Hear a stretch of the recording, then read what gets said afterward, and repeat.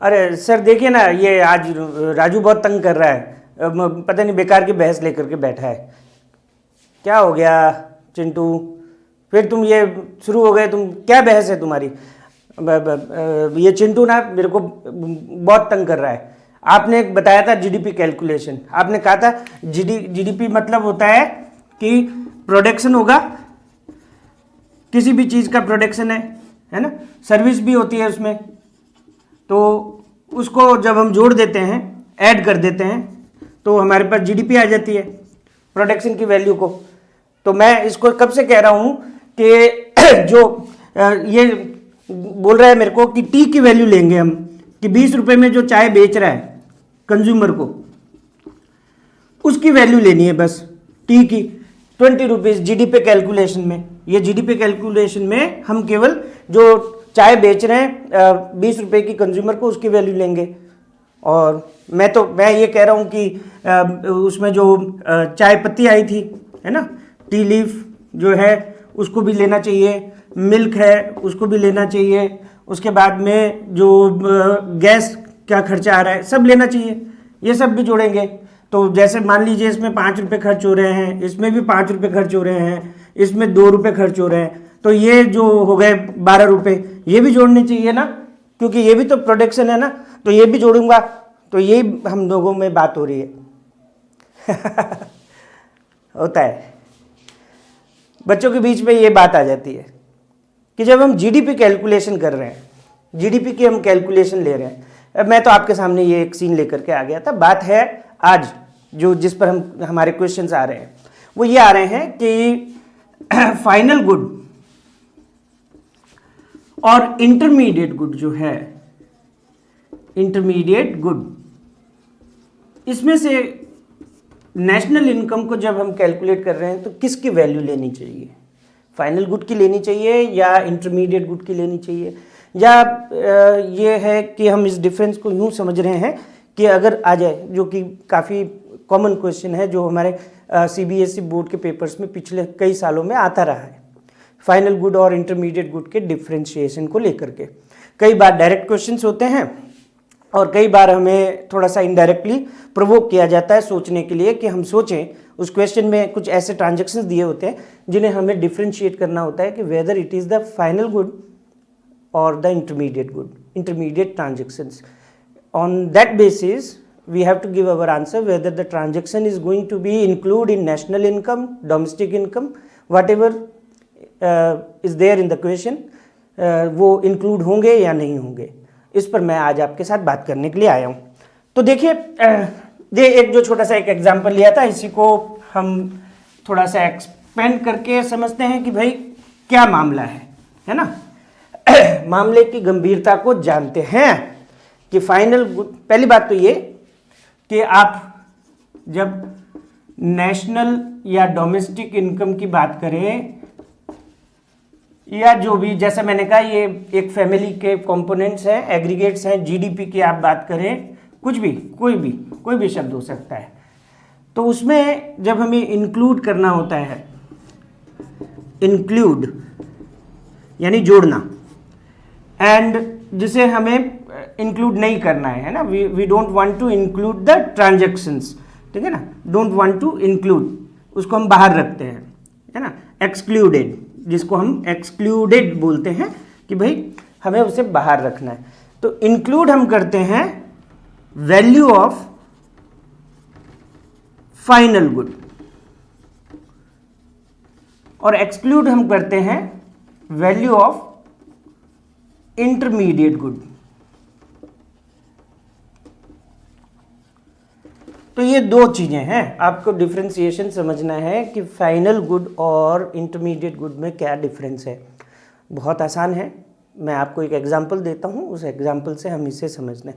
यही वाला एग्जांपल ले लेते हैं, जैसे हम चाय की बात कर रहे हैं। देखिए, पहली बात तो ये है कि फाइनल गुड जब बात आती है तो इसमें पर्पज़ क्या होता है हमारा, कि ये कंजम्पशन पर्पज़ से यूज़ हो रहा है, नंबर 1। नंबर 2, या वो इन्वेस्टमेंट पर्पज़ से आना चाहिए उस गुड का इस्तेमाल जो हम कर रहे हैं, ठीक है ना। और इंटरमीडिएट गुड के लिए आप ये जाने कि these goods are use for the production of another good, किसी और गुड को बनाने के लिए जब हम जिन चीज़ों का इस्तेमाल करते हैं, रॉ मटेरियल हो सकता है स्टील, वुड, कुछ भी, मतलब लकड़ियाँ हैं, अगर फर्नीचर बन रहा है, टेबल बन रही है, तो टेबल बन रही है तो मान लीजिए एक टेबल बनाई है ना, 1000 रुपये की टेबल है। अब ये कंज्यूमर ने ले ली कंजम्पशन पर्पज से, घर पे वो टेबल लेकर के आ रहा है, लेकिन अब ये जब टेबल बनी तो भाई ये नेचर से प्राप्त तो है नहीं कि कहीं टेबल उगती होगी जैसे गेहूं उग रहे हैं, है ना, तो ये बनानी पड़ती है, मैन्युफैक्चर करनी पड़ती है।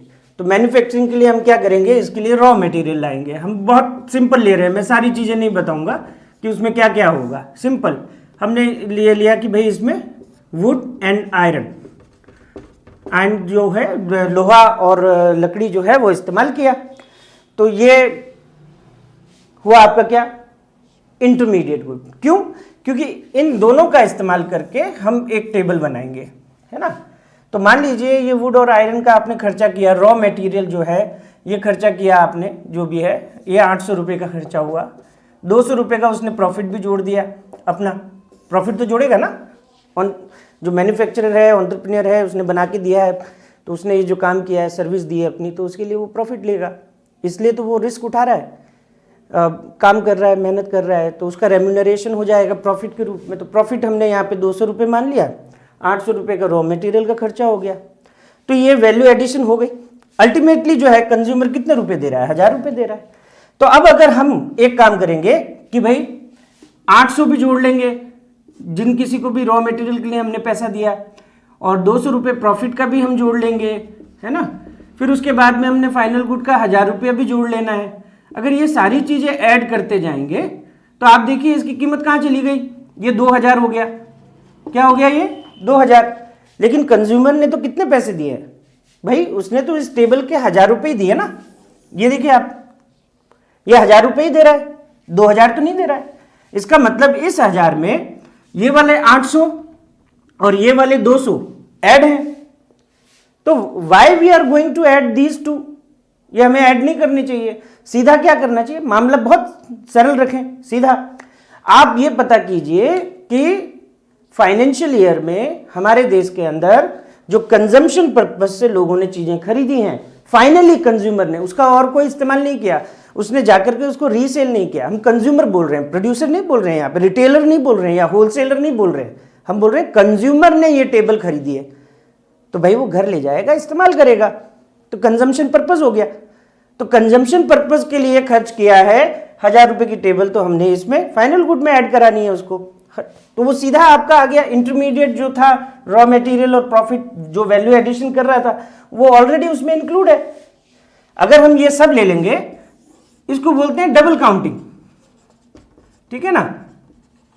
ये प्रॉब्लम ऑफ डबल काउंटिंग बोला जाता है कि एक ही चीज को बार बार हम ऐड कर रहे हैं, क्यों करें भाई, हम आगे सीधा फाइनल कंज्यूमर से बात कर लेंगे कि आपने कितना खरीदा, उसकी मॉनेटरी वैल्यू हमें लेनी है, तो 1000 रुपये हमें लेना है, 2000 नहीं लेना है, तो उसमें से जो भी वैल्यू एडिशन है वो आपका हम बार बार काउंट नहीं करेंगे। It is the problem double counting. तो उसको अवॉइड करने का तरीका क्या है, अवॉइड करने का तरीका सीधा सा है, आप वो एक्सपेंडिचर काउंट करो जो फाइनली हो रहा है, कंजम्पशन पर्पज से हो रहा है या इन्वेस्टमेंट पर्पज से। अब आप कहोगे कि ये भी इन्वेस्टमेंट है, तो भाई इसको समझ लो इन्वेस्टमेंट पर्पज क्या है, तो वो भी मैं आपको क्लियर कर दूं। कंजम्पशन तो हो गया। दूसरा, इसी एग्जांपल को आगे बढ़ा लेते हैं।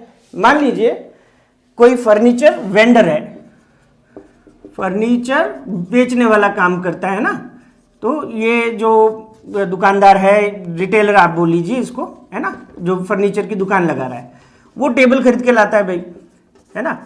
अब वो टेबल का 800 रुपये में खरीद के लाया मान लीजिए, है ना, जहाँ पे भी टेबल बन रही थी 800 रुपये में, पूरा वो फिनिश गुड है, ठीक है, उसको कुछ नहीं करना है, उसको बस अपने शोरूम में रखना है उस टेबल को।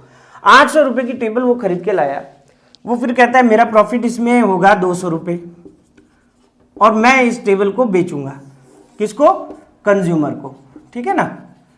तो ये जो प्रोड्यूसर ने इस टेबल को खरीदा है 800 रुपये में, वो वैल्यू हम ऐड नहीं कर रहे हैं, क्योंकि वो उसमें वैल्यू एडिशन करके यानी अपना प्रॉफिट जोड़ करके आगे बेचेगा कंज्यूमर को। तो वो इन्वेस्टमेंट पर्पस के हिसाब से हम उसको नहीं बोल रहे हैं, है ना, वो तो उसमें एक वैल्यू एडिशन करके अपना प्रॉफिट कमा रहा है। लेकिन मान लीजिए आपको ये क्वेश्चन आ गया, ठीक है ना, मान लीजिए आपको ये प्रश्न दे दिया गया, ठीक है ना, इसी को घुमा करके एग्जामिनर वो बोलते हैं कि भाई a firm is purchasing furniture, यानी कि ये जो मैं टेबल का आपके लिए एक एग्जांपल लाया हूं, फर्नीचर वो खरीद रहा है टेबल, मान लीजिए 5 टेबल खरीद रहा है वो अपने फर्म में इस्तेमाल करने के लिए, तो 5 इंटू 1000 रुपीज़ में वो लेकर के आएगा, तो 5000 रुपये में उसने खरीदी। अभी भाई साहब ये क्या कर रहे हैं, ये भी प्रोड्यूसर है, फर्म है, एक प्रोड्यूसर है, तो ये भाई साहब क्या कर रहे हैं, क्या ये फर्म टेबल बेचने का काम कर रही है? ये तो हमने बोला नहीं ना। They are using for as a fix assets, उसको फिक्स एसेट्स के तौर पे ले रहा है, यानी वो उसके काम आएगी फिक्स एसेट्स, 1 साल नहीं, 2 साल नहीं, 3 साल नहीं, 10 साल, जब तक वो चले, ठीक है ना, तो वो उसको इस्तेमाल कर रहा है for more than 1 financial year for the purpose of doing business. तो ये भी एक प्रकार का फाइनल कंजम्पशन है, फाइनल कंजम्पशन है, ठीक है ना, तो फाइनल गुड में आएगा ये।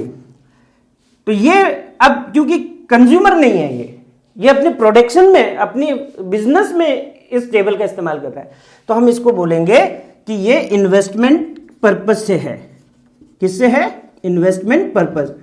तो इसको क्या नाम देंगे? इसको हम बोलेंगे कैपिटल गुड। क्या बोलेंगे? कैपिटल गुड, क्योंकि ये कैपिटल फॉर्मेशन में काम आ रहा है। तो gross domestic capital formation, gross domestic capital formation, GDCF, जो एक्सपेंडिचर मेथड का एक पार्ट है। जब न्यूमेरिकल करेंगे तो उसमें मैं बताऊंगा आपको। तो फाइनल गुड क्या हुए, इसको इन शॉर्ट हम समझ लेते हैं।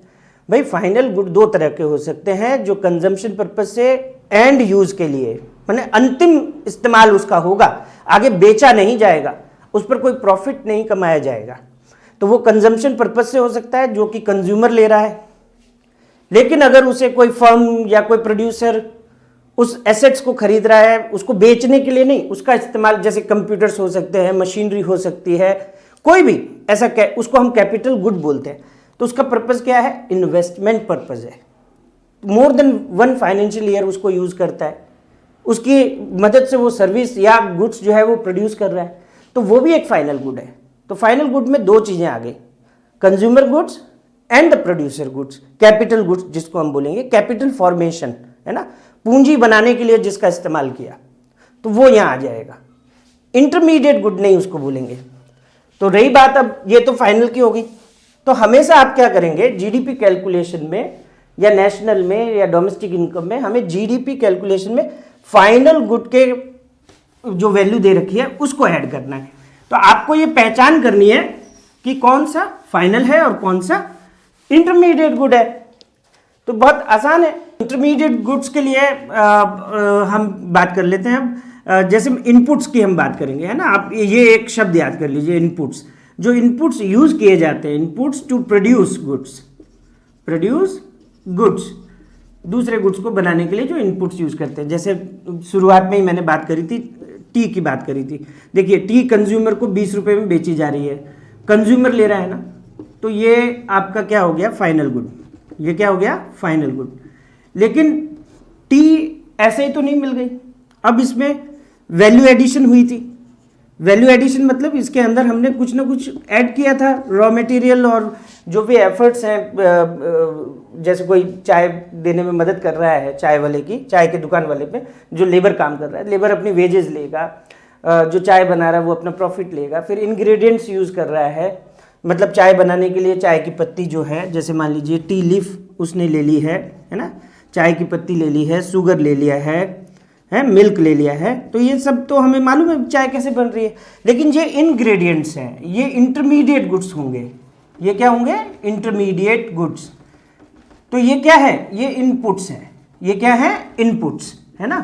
तो ये इनपुट्स जो हैं, इंटरमीडिएट गुड्स की जो वैल्यू है, चाहे जो भी हो, है ना, यहाँ पर मान लीजिए पूरा ये जो रॉ मटेरियल है ये मान लेते हैं 15 रुपये का पड़ रहा है और 5 रुपये का वो अपना प्रॉफिट जोड़ रहा है ना, ये प्रॉफिट हो गया है ना। तो 20 रुपये की चाय बनी और ये कंज्यूमर को गई, ये कंज्यूमर को 20 रुपये की गई। तो यहाँ पर क्या है कि जो 5 रुपये का प्रॉफिट है या वेजेस जो दी जा रही है या चाय पत्ती की कीमत है या जो कुछ भी है वो हम क्यों लें, उनको जोड़ने की ज़रूरत नहीं है।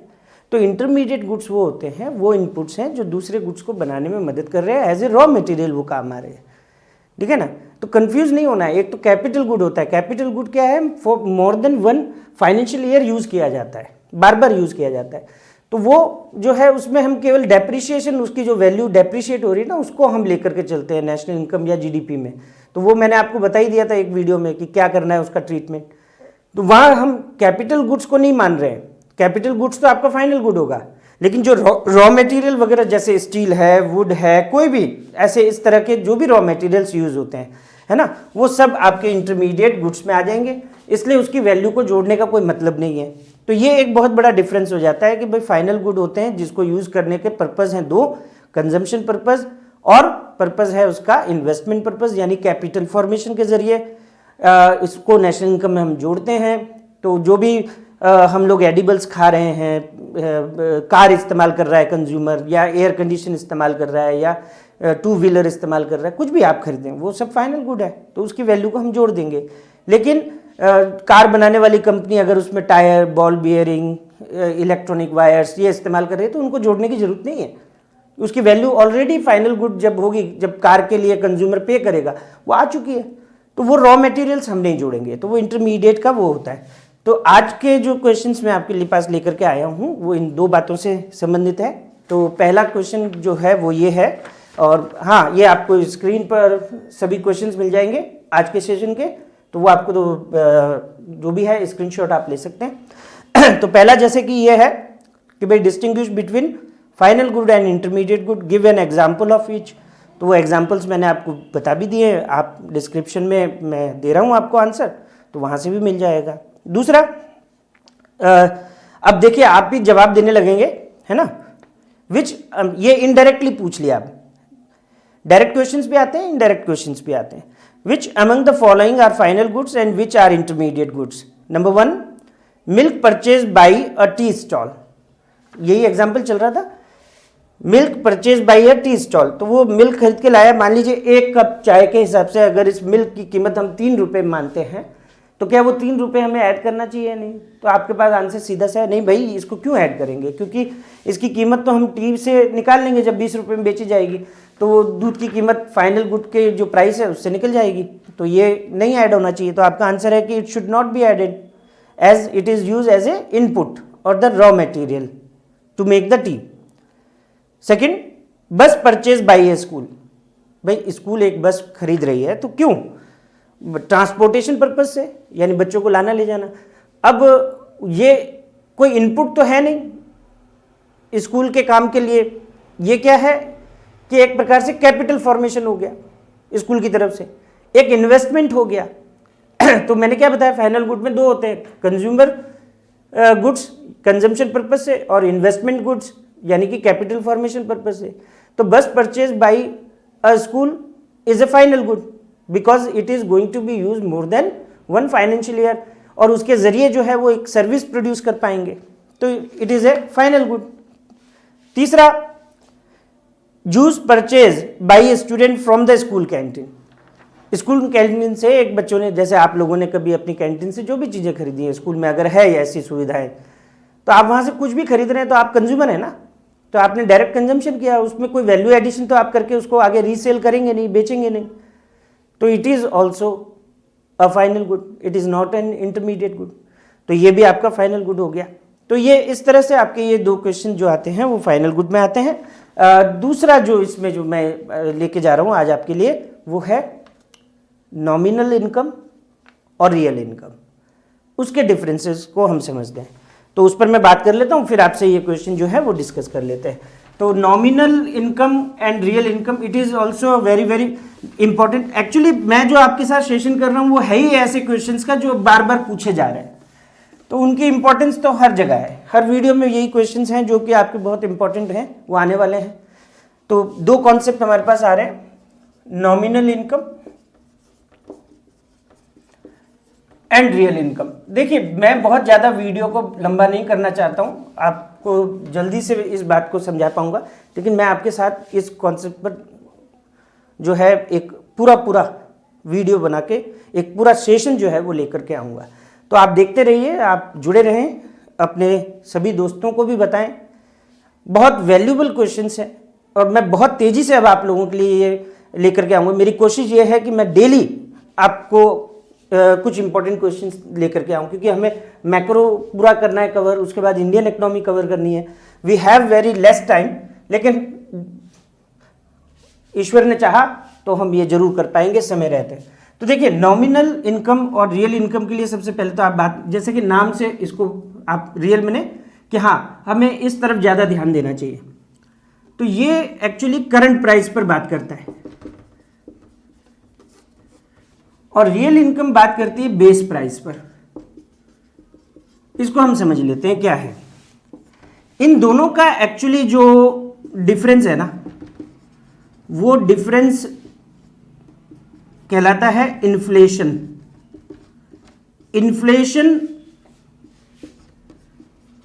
इन्फ्लेशन यानी कि दिनों दिन प्राइसेस का बढ़ना, मुद्रास्फीति, ठीक है ना, इसको हिंदी में हम बोलते हैं इन्फ्लेशन को, यानी कि पैसे की वैल्यू का घट जाना। इन्फ्लेशन कारण होता है जब पैसे की खरीदने की जो वैल्यू होती है, परचेजिंग पावर जो पैसे की होती है ना, उसी को हम रियल इनकम बोलते हैं या रियल वैल्यू बोलते हैं। कि एक 100 रुपया आज कितनी चीज़ों को खरीद सकता है और आज से 1 साल पहले या 5 साल पहले कितनी चीज़ों को खरीद सकता था, उसमें डिफरेंस आएगा, वो अंतर आएगा, है ना। मान लीजिए 100 रुपये में अगर आप 2 क्रिकेट की बॉल खरीदते थे 2 साल पहले आपने खेलना चाहा और आप ग्राउंड में पहुंच गए, देखा कि यार भाई अपने पास तो बॉल नहीं है ना, तो कहा चलो बॉल लेकर आओ, कंट्रीब्यूट करो। कंट्रीब्यूट किया, 100 रुपये ले गए, 2 बॉल खरीद के लिए आया खेलने के लिए। तो 2 साल पहले की बात है ना। अभी क्या हुआ कि आज आपने फिर वही समय मिला, वही मौका मिला, कहा गया अरे यार बॉल तो है ही नहीं, बॉल लानी है, कि चलो इकट्ठा करो। तो 100 रुपये आपने फिर इकट्ठे किए। अब आप दुकान पर गए, आपने कहा भैया बॉल दे दो, तो बोले भैया 100 रुपये की तो एक ही आएगी। तो क्या हुआ, रुपया वही है 100 रुपया, है ना, लेकिन 2 साल पहले कितनी गेंदें खरीद पाता था, 2, आज कितनी खरीद पा रहा है, 1। कीमत बढ़ गई ना, गेंद की कीमत बढ़ गई। तो रुपए की वैल्यू अगर हम देखें, जैसे 2 साल पहले 100 रुपये की 2 खरीदी तो 50 रुपये की 1 हुई। तो आज आप 100 रुपये की 1 गेंद खरीद रहे हैं, तो वो 2 साल पहले, जिसको हम बेस ईयर मान लेंगे कि वो बेस प्राइस हो गई, वो है ना, उसके हिसाब से माने तो 100 रुपया दिखने में 100 रुपया है, लेकिन उसकी असल खरीदने की ताकत जो है वो अब 1 बॉल की है। अगर आप उसे 2 साल के पीरियड के पीछे जाके कंपेयर करें तो आप ये पाएंगे कि असल में ये 100 रुपये की कीमत 50 रुपये ही रह गई है, अगर आप उन 2 साल पीछे जो है उनसे कंपेयर कर रहे हैं, क्योंकि उस समय 1 बॉल की कीमत आपको 50 रुपये पड़ रही थी। तो आपने कहा उस कंपैरिजन में आज अगर मैं 100 रुपये को देखूं तो इसकी कीमत जो है, परचेजिंग पावर जो है, वो तो 1 बॉल को खरीदने की रह गई, यानी ये तो 50 रुपये हो गया। दिखने में 100 है लेकिन वो 50 रुपये की कीमत रखता है। तो उसकी जो कीमत गिर गई ना, वो इन्फ्लेशन कहलाता है, उसी को मुद्रास्फीति कहते हैं। आप ना इसको, ये इन्फ्लेशन है ना, बहुत खतरनाक चीज़ है, अच्छी भी है बुरी भी है, ये समझना पड़ेगा, इस पर मैं जरूर आऊँगा। आप इसको दिमक समझ लीजिए। देखिए हमारे घर में दरवाज़ा बड़ा सुंदर दिख रहा है, बाहर से बहुत सुंदर है, जो हमने लगाया था, आज 10-15 साल 20 साल हो गए, पर एकदम से आपने उस पर थोड़ा सा ठोकर मारी हाथ से, और क्या देखा कि वो लकड़ी टूटने लगी और अंदर दीमक। बाहर से सुंदर दिख रहा था दरवाजा, लेकिन अंदर से खोखला हो गया। ये इन्फ्लेशन है। 100 रुपया दिख रहा है लेकिन उसकी खरीदने की ताकत अब गिर के 50 रुपये ही रह गई है। तो इन्फ्लेशन ने उस 100 रुपये को खत्म कर दिया, आधा कर दिया। तो जब इकोनॉमिक्स की हम बात करते हैं, जीडीपी कैलकुलेशन की हम बात करते हैं, तो जीडीपी आपको एक तो नॉमिनल पर भी बताई जा सकती है और जीडीपी आपको रियल पर भी बताई जा सकती है। तो भाई ये हमेशा ध्यान रखें कि जब भी जीडीपी कंपैरिजन कर रहे हैं तो उसको रियल पर लाएं। रियल पर लाने का मतलब है इन्फ्लेशन को एडजस्ट करें। तो रियल इनकम क्या है? इन्फ्लेशन एडजस्टेड वैल्यू है, इन्फ्लेशन को एडजस्ट करके। या आप ये भी कह सकते हैं कि रियल इनकम मतलब ये होगा कि नॉमिनल इनकम की जो रियल परचेजिंग पावर है, परचेजिंग पावर जो है, खरीदने की जो ताकत है वो कितनी है, रियल परचेजिंग पावर कितनी है। तो नॉमिनल को हमें हमेशा देखना पड़ता है रियल के हिसाब से, रियल इनकम के हिसाब से, कि भाई आज की तारीख में करंट प्राइसेस पर वो कितनी ताकत रखता है। एक एग्जांपल ले लेते हैं, है ना, तो उस चीज को हम समझ लेंगे और अच्छे से, है ना। एक एग्जांपल बहुत जरूरी हो जाता है यहाँ। मान लीजिए कि नॉमिनल वैल्यू बोली जा रही है किसी भी एक्स गुड की, है ना, कोई भी गुड हो, एक्स गुड आप कुछ भी मान लीजिए अपने मन में, मोबाइल मान लीजिए, या मान लीजिए कि आपने कोई अच्छा सा स्पेक्स खरीदे हैं, चश्मा खरीदा है, 2000 रुपये का है ना। और अब हमें पूछा जा रहा है कि भाई ये 2023 की हम बात कर रहे हैं कि 2023 में एक्स गुड की कीमत है 2000 रुपये, ठीक है ना। और यही गुड अगर मान लीजिए आज से 2020 में होता, यानी 3 साल बाद, है ना, तो उसकी वैल्यू कितनी होती एक्स गुड की, है ना। तो ये हम रियल पर लेते हैं, इसको किस प्राइस पर लेना था, 2020 के प्राइस पर हमें देखना है। तो अगर हमें उसको देखना है तो कैसे हम ये पता लगाएंगे कि कैसे नॉमिनल वैल्यू को हम रियल वैल्यू पर देख लें, या सवाल उल्टा भी हो सकता है कि रियल वैल्यू को हम नॉमिनल वैल्यू पर कैसे देख लें। तो यहाँ क्या चीज़ आपके काम आएगी, यहाँ पर आपके काम आएगा प्राइस इंडेक्स। ये आपको आपके पास होना ज़रूरी है। Price index, consumer price index, wholesale price index हम बोलते हैं। ये क्या होता है, ये इन्फ्लेशन को शो करता है कि महंगाई कितनी बढ़ी, है ना। तो इंडेक्स का मतलब क्या होता है, एक बेस, है ना, उस बेस से हम कंपेयर करते हैं। तो बेस मान लीजिए 100 पॉइंट है ना, ये एक पॉइंट मान लीजिए 100। अब 100 से अगर आप ऊपर गए मान लीजिए 120, और अगर आप नीचे गए मान लीजिए 90, तो इसका क्या मतलब होता है, इसका मतलब होता है कि जो 2 पीरियड्स हैं, कोई भी, जैसे 2020 और 2023, है ना, 2020 और 2023 3 साल का जो गैप है, उसमें अगर 120 बताते हैं प्राइस इंडेक्स, तो इसका मतलब ये हुआ कि ये जो एक्स गुड है ये 20% से महंगा हो गया, 20% से प्राइस राइज हो गई, प्राइस इसकी राइज हो गई। इसी तरह अगर आपको बोला कि नहीं ये प्राइस इंडेक्स अभी इन 2 पीरियड के बीच में 90 हो गया है ना, 90, तो क्या हुआ, 100 से कंपेयर करते हैं तो इसका मतलब हो गया 10% प्राइस फॉल हुआ है, प्राइस फॉल हुआ है। तो इसको हम बोलते हैं, ये जैसे ये इन्फ्लेशन कहलाता है, है ना, इसको हम इन्फ्लेशन बोल रहे हैं। तो ये कहलाता है प्राइस का कम होना, डिफ्लेशन। क्या कहलाता है, डिफ्लेशन। तो ये तो कॉन्सेप्ट की बात हो गई। अच्छा, कैलकुलेट कैसे करेंगे कि how we are going to find out the real value of the nominal price whichever is given. तो हम अपने एग्जाम्पल में कितना ले रहे हैं, नॉमिनल वैल्यू कितनी ले रहे हैं भाई, 2000 रुपये। प्राइस इंडेक्स चलो मान लिया 120। अब इस 2000 की परचेजिंग पावर कितनी है, तो real value equals to nominal value divided by price index. इसको कई बार जीडीपी डिफ्लेटर भी बोलते हैं, डिफ्लेटर, जीडीपी डिफ्लेटर भी बोलते हैं, इंटू 100। तो ये आपका फॉर्मूला है, ये बहुत इंपॉर्टेंट फॉर्मूला है बच्चों, इसको याद कर लो। Real value is equals to nominal value upon price index into 100। तो अगर हम यहाँ पर अपनी ये वैल्यूज डालते हैं, ठीक है ना, तो मान लीजिए ये हम ले रहे हैं, तो हमने क्या किया भाई कि 2000 को हमने डिवाइड कर दिया कितने से, 120 से, इंटू 100 हम यहाँ ले रहे हैं, ठीक है। तो आप इसको अगर करते हैं तो जैसे मान लीजिए 12 है तो आधा हो गया, तो आधा तो ये 1000 हो गया, ठीक है। और ये कट सकता है, मान लीजिए 3 हो गया तो ये 500 चला गया, है ना, 5000 हो गया। तो 5000 को अगर आप डिवाइड 3 से करते हैं तो तकरीबन आपके पास 1600 कुछ रुपए आ जाते हैं, ठीक है ना। इसका एक्यूरेट वैल्यू आप देख लीजिएगा। तो यहाँ पर हमारे पास 1666 रुपये। तो क्या मतलब क्या हुआ कि दरअसल ये जो 2000 रुपये है ना, ये देखिए मैं बहुत तेजी से जा रहा हूं, लेकिन आप इसको रिवाइंड कर करके देखिए, आप इसको समझिए, आप इसको जानिए, आप बहुत जरूरी है। 2000 की जो कीमत थी, अगर हम उससे 2020 की कीमत पर जाने तो वो उसकी कीमत कितनी थी भाई? 1666 रुपये। 120% का प्राइस इंडेक्स, यानी 20% की जो राइज हो गई, इसलिए इसकी कीमत 1600 की कीमत जो है वो बढ़ करके कितनी हो गई भाई? 2000 हो गई। चीज वही है, एक्स गुड वही है, ठीक है ना? है ये चश्मा है, कैसे बनाते हैं जो भी है ना, ये एक चश्मा आपका आज 2000, ये 2020 में कितने का मिल रहा था? 1666 रुपये में। आज कितना है भाई? 2000। तो 2000 की कीमत रियल वैल्यू 1666 रुपये। तो बताएं आप कि जीडीपी कैलकुलेशन जब हम करें वो करंट प्राइस पर होती है ना?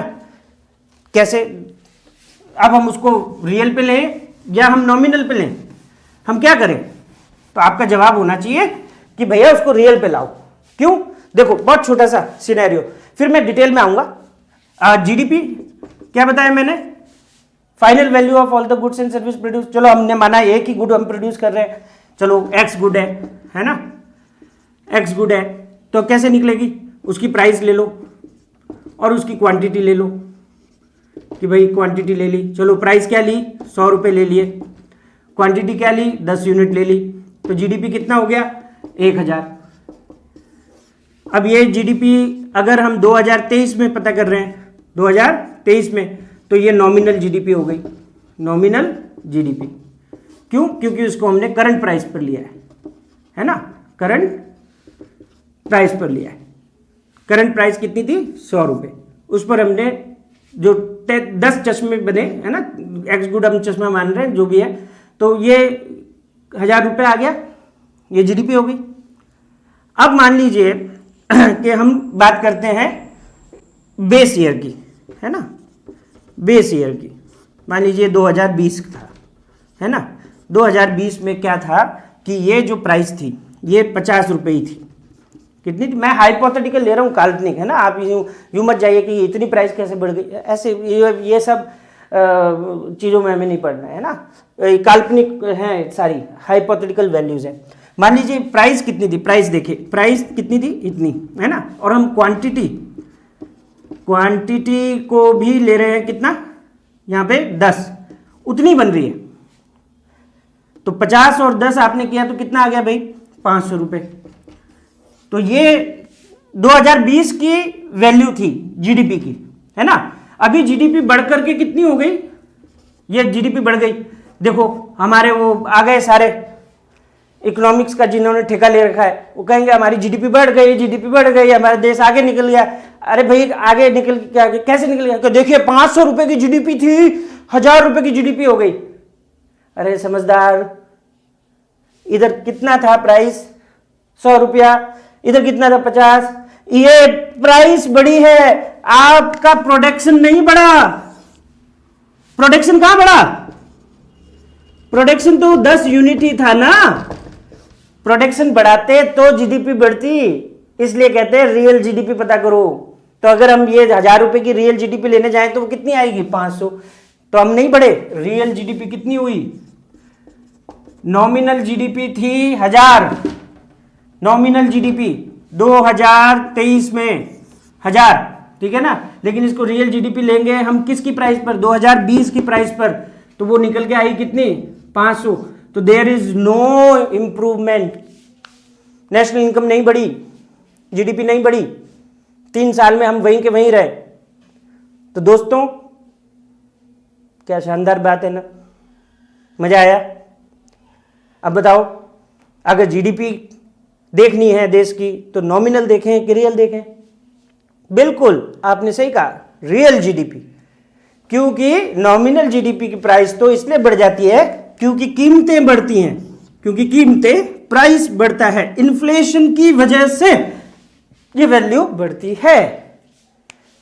होना क्या चाहिए था कि आप ये 10 यूनिट बना रहे थे, जब आप 2023 में आए तो ये बढ़ करके 20 हो गई, तब हमने असल में ग्रोथ करी है, यानी हमने प्रोडक्शन को बढ़ाया है। तो अगले 2 क्वेश्चन यही हैं आपके। Given national income, how can we find real income? Explain. आप ये एग्जांपल ले सकते हैं जो मैंने दिया। फॉर्मूला क्या है, real income equals to nominal income, nominal value divided by price index into 100। याद करते रहो, रिपीट करते रहो। न्यूमेरिकल क्वेश्चन आ सकता है, थ्योरी आ सकती है, आप कुछ भी कर पाएंगे, बहुत इंपॉर्टेंट है, आएगा। अगला जो लास्ट क्वेश्चन है, बस कंक्लूड कर रहा हूं, मेरे को कुछ बताने की जरूरत नहीं है, आप सब जानते हैं। There is a rise in real GDP per capita of a country. यहां रियल जीडीपी देश ने पता करी, वो बढ़ गई, प्रति व्यक्ति आय रियल जीडीपी पे बढ़ गई, यानी किसी बेस ईयर के प्राइस पर हमने सही तरीके से निकाला। Does this mean that there is an increase in the level of welfare? इसका मतलब ये हुआ, क्योंकि भाई अभी तो सर कह रहे थे कि जीडीपी कैलकुलेशन में रियल जीडीपी लेनी चाहिए, तो हमने ले ली है ना, तो रियल जीडीपी ले ली, तो इसका मतलब हम बढ़ गए, हमारी ग्रोथ हो गई, हमारे वेलफेयर हो गया। क्या ये सही है? फिर कंफ्यूज कर दिया बच्चों को एग्जामिनर ने। क्या लिखें? बच्चा लिख के आ गया हाँ रियल जीडीपी ली है तो वो सही है।